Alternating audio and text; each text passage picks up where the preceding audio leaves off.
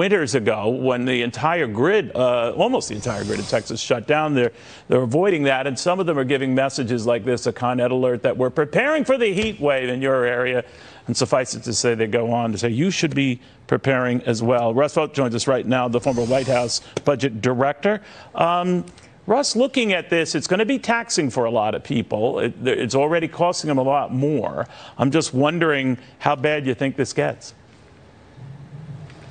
I think it's going to get bad, and I think their policies are at odds with each other. So they're focusing on climate, and they're pushing electrical vehicles, and at the same time, they are doing nothing to highlight the fact that coal and natural gas is disfavored. They're disfavoring it with their policies. Today, they're highlighting the fact that you have a coal manufacturer that's moved in towards creating wind turbines. And all of this demand that they're creating in terms of their policies, electrical vehicle would be one that Secretary Buttigieg is mentioning recently. All of that demand needs to come from supply, and that supply is in the midst of a really hot summer. I was in San Antonio last week. I assure you they can't afford to have an electricity crisis right now, and that's being faced across the country. So their policies are at odds with each other. I guess they know it. They just don't want to come to the realization of that fact. You know, Russ, yesterday I had a chance to speak with Amos Hochstein. He's the president's energy advisor, for want of a better description here, and we went back and forth on whether now was the time to be de-emphasizing things like coal, which between coal and natural gas, another administration taboo, power half our utilities or account for half the energy we get from those utilities, and charging up a lot of those electric vehicles they're so fond of. I just want you to react to this. This was from the president's energy advisor yesterday. Take a look. I don't want to be making the mistakes, repeating mistakes from other countries, so that we get to a point where we need to do to bring back coal. Why would coal be a mistake, especially when you combine with natural gas? I know you're not a fan of that, but those two energy sources alone account for more than half the power plants in this country. Get rid of both of them, you're in a pickle.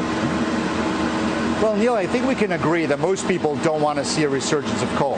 I think as far as natural gas and oil... But they love their electric vehicles, right? And if coal is important to that, natural gas is important to that. The energy behind those cool vehicles. Give me 1 minute. I think that we want to see oil and gas grow in the United States at the moment and around the world. We want to counter the shortages that we've had in those fuels and to make sure that the economy can grow. Nobody's disputing that. All right, Russ, my problem with that, and a very amiable guy, don't get me wrong, but he keeps saying, Americans don't want to return to coal. Well, they don't like what they're seeing with their utility bill. They don't like what they're seeing with energy prices in general. And they don't like an environment that takes away from them something that could make this and keep this affordable. What do you make of it all?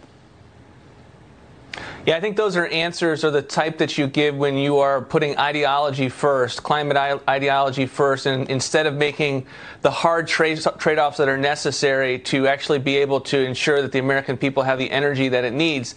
And, I've been trying to find an honest liberal answer as to what they do with this dilemma that they have, where they're creating a delta between the demand and the supply intentionally on both sides, and they don't have an answer other than hope that renewable technology gets you all the way.